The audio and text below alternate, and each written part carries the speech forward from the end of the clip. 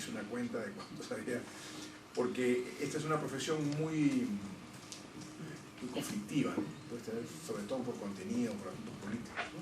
Ahí me han despedido hasta el diario de Marca, ¿no? Para que, digamos, ya llegaremos ahí, ¿no? Para que vean cómo ha sido mi vida, digamos, de confrontación dentro de la redacción. ¿Qué queda, para comenzar en la década del 80, de esta década del 40, a mi juicio? Primero, un hastío informativo, ¿no es cierto? Una necesidad de pluralismo. Dos, que empieza a disolverse la confrontación tipo Guerra Fría entre los periodistas. Al final de la década del 80 hay una huelga de hambre en la que participan periodistas de distintas tendencias políticas para que haya una reapertura de medios que habían sido cerrados, ¿no? Es una experiencia que nadie hubiera pensado que podía ocurrirse, porque podía producirse, porque eran agua y aceite, ¿no? Pero veías en la huelga de hambre gente de Caretas, de Opinión Libre, de Marca, pues todos estuvimos ahí haciendo la huelga de hambre, porque estábamos de acuerdo en que debía haber libertad para todos, para que tú escribas lo que quieras en tu semanario y yo lo que quiero en el mío, ¿no? Eso fue importante al final de la década. Y luego en el 80, como ustedes saben, ganan las elecciones Belaunde y hay un ambiente de un cargado izquierdismo. O sea, en ese momento Hugo Blanco era el principal, el congresista más votado. Aya de la Torre, con sus ideas primigenias, había sido presidente de la Asamblea Constituyente. Había sectores de Lima que estaban tomados por la izquierda marxista, ¿no? Agrupada en Izquierda Unida. Barrantes, ya después de los 80, es alcalde de Lima y luego en el 85 rivalizaría perdiendo con García. Entonces había un entorno político, digamos, bastante izquierdista, y nace en ese momento un diario marxista, ¿no? Que es el diario Marca. Es una experiencia, no sé si única, creo que sí, en América Latina por lo menos. Al mismo tiempo que los anteriores propietarios, los que habían sido propietarios, recuperan sus medios y se abre un tipo de información, un tipo de abanico informativo que va desde la derecha hasta la izquierda, con una televisión que era muy incipiente todavía en términos informativos, ¿no? Yo entré a trabajar al diario de Marca. En realidad me botaron de Expreso porque consideraron que estaba, lo cual no era cierto, pero porque consideraron que estaba en el grupo dirigente de ese medio. Me fui a trabajar a la administración pública, fui periodista de la oficina de Relaciones Públicas del Ministerio de Agricultura. Entonces yo escribía noticias sobre forestal y de fauna, sobre qué pasaba con los programas de riego, con toda la cantidad de aspectos técnicos que ustedes se pueden imaginar de agricultura, ¿no? Fue el momento donde aprendí a escribir mejor noticias y donde leí casi todo lo que había por ser leído de periodismo, porque no tenía nada que hacer, ¿no? Me pasaba leyendo y entonces escribía, como recorría, entonces tenía mis noticias y hasta escribía comentarios que eran como esto. La prensa estaba parametrada, el ministerio lo pasaba al SINACOSO, que era el Sistema Central de Información, y aparecía en los diarios. De pronto una primera página que había escrito en El Comercio, las había hecho yo en el Ministerio de Agricultura. Entonces, de ahí también me votaron por un problema que tuve con la persona que dirigía, un tema digamos, de pronto insubordinación de mi parte, no viene al caso mencionarlo, pero me votaron porque me eligieron a partir de un reclamo que yo hice, dirigente de esa área, cuando Silva Ruete el ministro de Economía da ley para despedir empleados públicos, y después todos los dirigentes salimos votados de ahí. Cuando me votan en el 76 del Ministerio de Agricultura,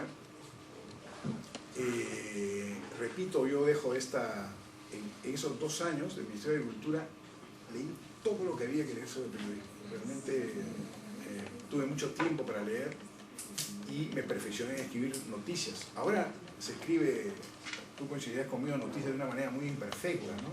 En la década del 60 era un arte escribir noticias que tú podías leer, era un género sumamente cultivado y realmente había que ser un artesano, tenía una carpintería la redacción de noticias que ahora no se practica, ¿no? Bueno, todo eso lo aprendí ahí.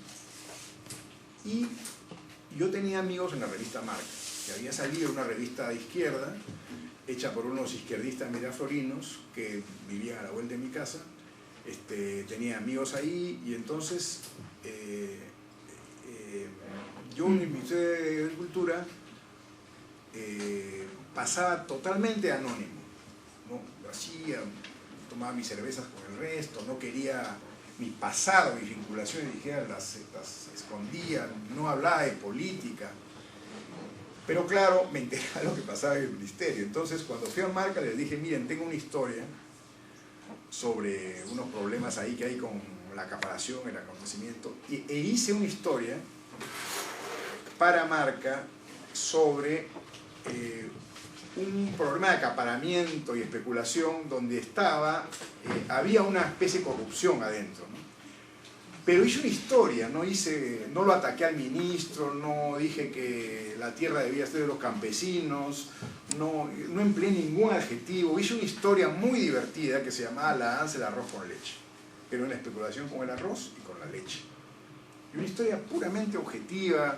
Yo, tengo que decirlo, ¿no? Yo sabía escribir historias, ¿no? O sea, sabía escribir historias, técnicamente sabía escribir historias, y en Marca se quedaron, Marca escribían, pues todo el mundo escribía leche, escribía, estaba toda la intelectualidad izquierda ahí, y eran artículos marxistas, algunos académicos, sesudos, ¿no?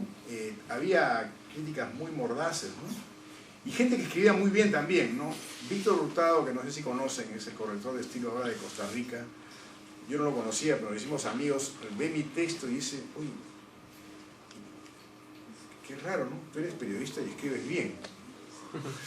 No, ¿por qué escribes si eres periodista, no? Había un desprecio a los periodistas porque nosotros éramos borrachos, que probablemente bohemios, ¿no es cierto? No éramos cultos, ¿no? Después hicieron mis amigos, pero bueno.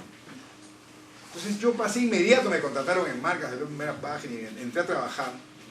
Y cuando en el 80 sale en Marca había toda clase de intelectuales y de periodistas. Periodistas había muy pocos, pero que representaban la más variopinta gama de partidos de izquierda que había. Podíamos contar hasta de 10 hasta 40. Entonces, en algún momento, ya en el año 80, surge la idea entre los promotores, que eran 2 economistas que habían estudiado en Inglaterra, de hacer un diario, porque había mercado para un diario de izquierda, había mucha gente de izquierda. Y eso coincide con el hecho de que ahí me eligen secretario general del sindicato. Me eligen con votación unánime porque supuestamente yo estaba vinculado con el PC moscovita, ¿no? Yo no militaba en el PC moscovita, no llegué a militar durante un par de años después, pero y ellos odiaban al PC, lo despreciaban, pero yo no tenía, creían que yo supuestamente no tenía ninguna base. En cambio se elegían a uno de ellos, sí tenían competencia, entonces me eligieron a mí porque, digamos, no tenía ninguna posibilidad de desarrollar mi tendencia, ¿no? Y además porque teníamos, que sí, en fin, por razones políticas.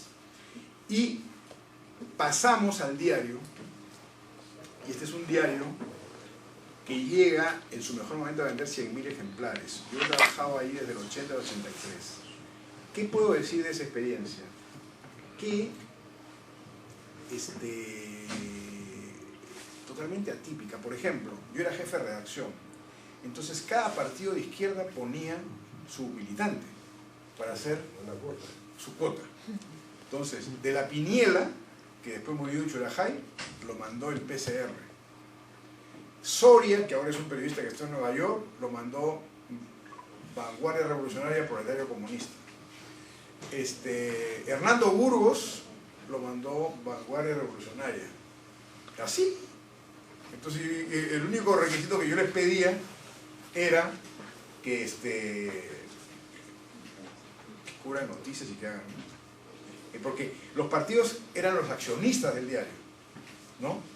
Y veían a los que éramos periodistas profesionales con desconfianza, ¿no? Pensaban que... Entonces ellos querían que entrenáramos a sus cachorros para que después pudieran votarlos y tomar el diario, ¿no?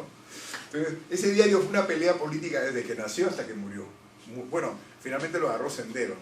Pero yo he vivido todo eso desde el comienzo hasta que... Entonces nos peleamos todos los días, ¿no? Todos los días nos peleamos. Era un problema político, ¿no? O sea, ahí me convencí que de muchas cosas que me han servido.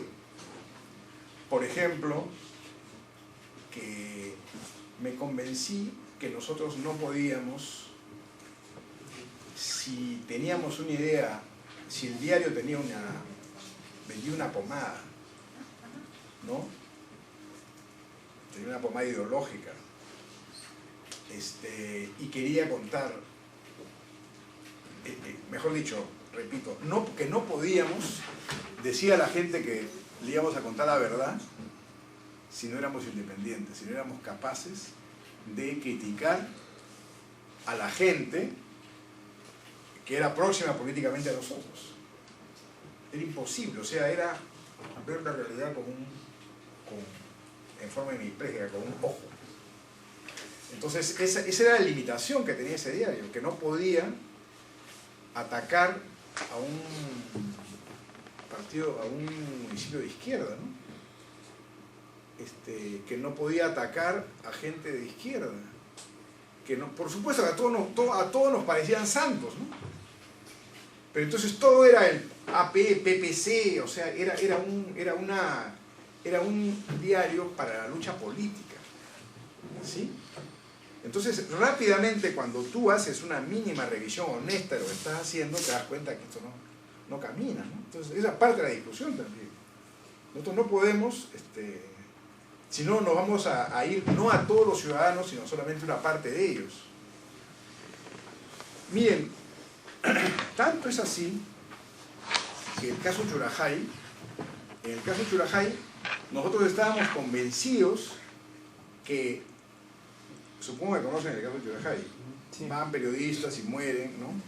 Y estábamos convencidos de que los matan los militares, convencidos desde mucho antes de investigar. Porque claro, los campesinos pues no van a matar a los periodistas, ¿no? O sea, como si y los campesinos los asesinaron, ¿no? Ni siquiera campesinos, eso se sabe después. Caretas, que no tenía el prejuicio ideológico que nosotros, entró más rectamente a la verdad, porque habló con uno, habló con otro, y nosotros, por digamos, por ese prejuicio que teníamos mucho más dificultades de encontrar la verdad. Aprender eso y darse cuenta de eso es muy duro, ¿no? Es muy duro, pero te llegas a dar cuenta de eso. Yo, mucho después, en mi libro Muerte en el Pentagonito, llegué a hablar, porque eso tiene una historia que creo que es bueno contarla, ¿no? Yo, cuando se produce el caso Churajay, como ustedes saben, el 80 irrumpe Sendero, el 83 entra el ejército a gobernar Ayacucho. En febrero, me parece, mueren los periodistas. Entonces, y era un escenario que era peligroso. Yo era jefe de redacción en ese momento, ya había servido. Entonces, para que para dar el ejemplo, dije, el primero que va a ir soy yo. Entonces dejé mi cargo y dije, me voy a ir 15 días a cubrir. Y me fui a cubrir, mandaba mi nombre, era un reportero más. Entonces, y a la vez me enteré cómo se podía cubrir en Ayacucho. Entonces, es una de las experiencias más emocionantes que hay, ¿no? El cubrir calle y tenerle aprecio a eso.